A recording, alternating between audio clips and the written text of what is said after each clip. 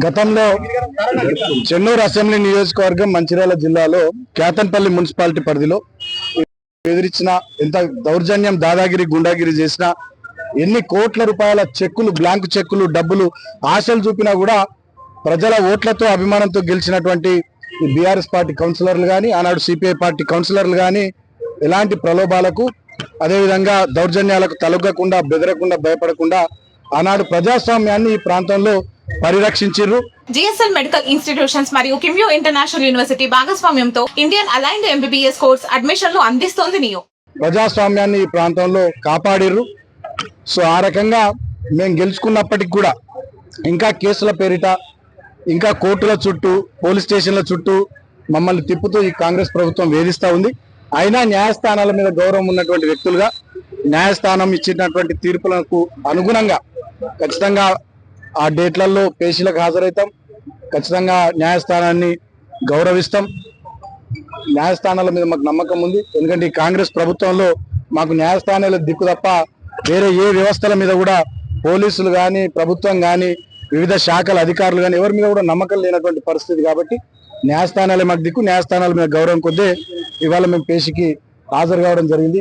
మా ఆసిఫాబాద్ ఎమ్మెల్యే కోయలక్ష్మక్క, అదేవిధంగా మా జడ్పీ మాజీ వైస్ చైర్మన్ మూలరావిరెడ్డి గారు, ఇతర మా నాయకులంతా కూడా 25 మందిని ఈరోజు కోర్టుకు హాజరైనాం. ఈ సందర్భంగా నేను మళ్ళొక్కసారి కాంగ్రెస్ ప్రభుత్వాన్ని హెచ్చరిస్తా ఉన్నా. మీ దౌర్జన్యాలతోని, మీ దుర్మార్గాలతోని, మీ గూండాగిరితోని ప్రజాస్వామ్యాన్ని ఈ ప్రాంతంలో కూని చేస్తామంటే ఇక్కడ భయపడేటోళ్ళు బెదిరేటోళ్ళు ఎవరు లేరు. డెఫినెట్ గా మీరు ఎంత నిర్బంధం విధించినా, మీరు ఏం చేసినా కూడా ఈ ప్రాంతం ప్రజల పక్షాన, రైతుల పక్షాన కానీ, యువకులు విద్యార్థుల పక్షాన కానీ, సింగరేణి కార్మికుల పక్షాన, ముఖ్యంగా ఈ ప్రాంత ప్రజాప్రతినిధులుగా గతంలో పనిచేసినటువంటి బిడ్డలుగా ఈ ప్రాంత పరిరక్షణ కోసం ఇప్పుడు ప్రధాన ప్రతిపక్షంగా ఉన్నటువంటి మేము ఖచ్చితంగా పోరాటం చేస్తాం, కొట్లాడతాం, గట్టిగా ప్రజల పక్షాన ప్రజా గొంతుకగా నిలబడతాం. ఆ క్రమంలో ఎన్ని కేసులైనా ఎంత నిర్బంధమైనా డెఫినెట్ గా మేము ఎదుర్కొంటాం. అన్ని ప్రజాక్షేత్రంలో ప్రజల ముందు ఉన్నాయి. మీ మీడియా ద్వారా కానీ సోషల్ మీడియా ద్వారా కానీ ప్రజలు చూస్తూ ఉన్నారు. ఈ కాంగ్రెస్ ముఖ్యమంత్రి కానీ, ఈ కాంగ్రెస్ మంత్రి కానీ, ఈ కాంగ్రెస్ ప్రభుత్వ పెద్దలు బీఆర్ఎస్ పార్టీ నాయకులను కార్యకర్తలను కేసుల పేరిట ఎట్లా వేధిస్తా ఉన్నారు, ఎట్లా దుర్మార్గంగా వాళ్ళు ప్రవర్తిస్తా ఉన్నారో ఈ ప్రాంత ప్రజలంతా కూడా చూస్తా ఉన్నారు. మొన్న కూడా గతంలో నేను సింగరేణికి సంబంధించి సింగరేణి సంస్థ పరిరక్షణ, సింగరేణి కార్మికుల సంక్షేమం గురించి నేను మాట్లాడితే పోరాటాలు చేయాలని చెప్తే ఆనాడు నన్ను అన్యాయంగా అక్రమంగా కేసులు పెట్టి 27 రోజుల పాటు చెంచల్ కూడా జైల్లో ఉంచారు. మరి ఇదే ముఖ్యమంత్రి ఏమంటాడు, మొత్తం కోసి కేసీఆర్ది, హరీష్ రావుది, కేటీఆర్ది నెత్తురు జల్లాలంటాడు. మరి మా నాయకులను కోసి నెత్తురు జల్లాలన్న ముఖ్యమంత్రి మీదనేమో కేసు ఉండదు. నేను సింగరేణి కార్మికుల కోసం మిలిటెంట్ ఉద్యమాలు చేయాలి, గట్టిగా పోరాటాలు చేయాలి. గతంలో మేము చేసినటువంటి పనులు ఇంప్లిమెంట్ అవుతలేవు. ప్రజాస్వామ్యయుతంగా 2.5 ఏళ్ళు చూసినాం. గట్టి కొట్లాడాలని నేను మాట్లాడితే నన్ను అన్యాయంగా కక్షపూరితంగా 27 రోజులు చెంచల్ కూడా జైల్లో పెట్టారు.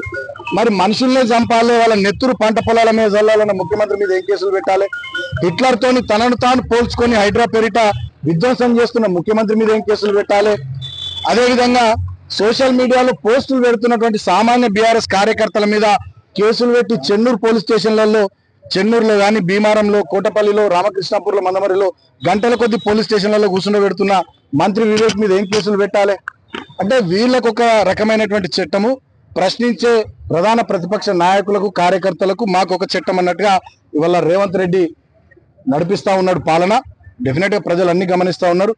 ఏది ఏమైనా ఈ ప్రాంత అభివృద్ధి కోసం కాంగ్రెస్ పార్టీ ఇచ్చిన హామీలు ఈ ప్రాంతంలో నెరవేరే వరకు గట్టిగా ఈ ప్రాంత ప్రజల పక్షాన బీఆర్ఎస్ పార్టీగా మేము పోరాటం చేస్తాం. వెనకడుగు వేసే సమస్య లేదు. జై లో మరి మీరు అందరూ కూడా చూడడం జరిగింది, మీడియా మిత్రులు కానీ ప్రజలందరూ కూడా. మరి ఆ రోజు ఏదైతే కేతన్పల్లి మున్సిపల్ చైర్మన్ గా అక్కడ అధికంగా మా చైర్మన్ కావడానికి, వైస్ చైర్మన్ కావడానికి కూడా మరి సుమనన్న గారు మరి చేసినటువంటి కృషి అక్కడ చాలా అందరు కూడా అక్కడ అభివృద్ధి చేయడంలో మరి అందరు కూడా అక్కడ మా బీఆర్ఎస్ మన కౌన్సిలర్ ని, తర్వాత సిపిఐ కౌన్సిలర్ ని గెలిపివ్వడం జరిగింది.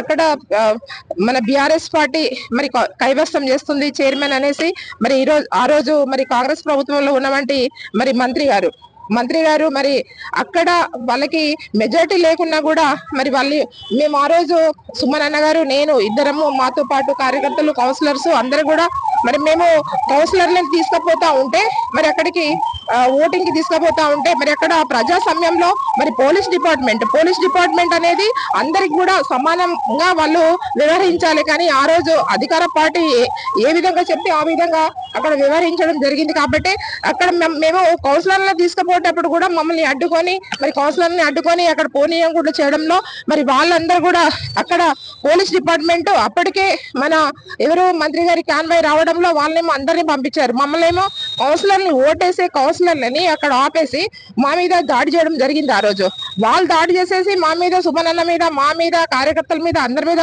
మరి కేసులు పెట్టేసి మరి జైలు కూడా పంపించారు. సుమనన్నతో పాటు మరి వైస్ చైర్మన్ మన ముల్లరాజరెడ్డి అన్న గారు, వారితో పాటు అందరు కార్యకర్తలు కూడా దాదాపు 25 మంది మరి కార్యకర్తల మీద కేసులు పెట్టడం జరిగింది. వారితో పాటు మా మీద కూడా. మేము ఒకటే చెప్తున్నాం ఈ ప్రభుత్వంని, మీరు ఎన్ని కేసులు పెట్టినా ఏం చేసినా బీఆర్ఎస్ కార్యకర్తలు, నాయకులు ఎవరు కూడా భయపడే పరిస్థితి లేదు. ఎందుకంటే ఈ రోజు ఒకటే మేము అడుగుతున్నాం, ఆ రోజు కేసీఆర్ గారి ప్రభుత్వంలో ఆ రోజు కాంగ్రెస్ నాయకుల మీద గాని, కార్యకర్తల మీద గాని ఎప్పుడన్నా కోర్టులో వచ్చారా? ఇట్లా ఎప్పుడైనా దాడులైనా వాళ్ళ మీద? ఈ రోజు ఎక్కడ చూస్తే కార్యకర్తల మీద దాడి, ఎక్కడ చూస్తే నాయకుల మీద దాడి. ఈ రోజు ఎమ్మెల్యేల మీద కేసులు, ఇవాళ మన మాజీ ఎమ్మెల్యేల మీద కేసులు చూస్తే, ఇవాళ కేసీఆర్ గారి మీద కేసులు, ఇవాళ కోర్టుకు ఇవాళ ఇది చేస్తున్నారు. ఇవాళ కేసీఆర్ గాని, కేటీఆర్ గారిని గాని, ఇవాళ హరీష్ రావు సార్ని గాని, ఇవాళ మమ్మల్ని గాని, ప్రతి ఒక్కరిని కూడా ఈ రోజు చూస్తే ఈ ప్రభుత్వంలో అభివృద్ధి చేయట్లేదు, వాళ్ళకి అభివృద్ధి కనబడట్లేదు. ఈ రోజు వాళ్ళకి ఏంటంటే మన కక్షపూరితంగా ఇవాళ ఏదైతే బీఆర్ఎస్ పార్టీ వాళ్ళ మీద కేసులు పెట్టడమే తప్ప వాళ్ళు ప్రజలకి అభివృద్ధి చేసే వాళ్ళు మాత్రం కాదు. కాబట్టి ఈ రోజు 3 సంవత్సరాలు అవుతుంది ఈ కాంగ్రెస్ ప్రభుత్వం వచ్చి, ఎక్కడ కూడా అభివృద్ధి విషయం లేదు, ఏమీ లేదు, కేసులు తప్ప వేరేది వాళ్ళకి ఏం లేదు. కాబట్టి ఈ రోజు వాళ్ళు ఎంత అనగదొక్కాలో, ఎంత మమ్మల్ని ఇబ్బంది పెట్టాలంటే కూడా అది ప్రజలు చూస్తారు. ప్రజలు ఖచ్చితంగా వాళ్ళకి బుద్ధి చెప్తారు. రాబోయే కాలంలో ఖచ్చితంగా మా ప్రభుత్వం వస్తుంది. కానీ మా ప్రభుత్వంలో ఏ రోజు కూడా ఒక్క కాంగ్రెస్ కార్యకర్త మీద కూడా దాడి చేయలేదు, ఒక్క నాయకుడి మీద దాడి చేయలేదు. ఒక్క కాంగ్రెస్ నాయకుడు, ఎమ్మెల్యేలు గాని, ఎంపీలు గాని ఎవరు కూడా ఏ రోజు కూడా కోర్టుకు పోయిన సందర్భం లేదు. కానీ ఈ రోజు వాళ్ళు చేసినదంటే ఏంటిది?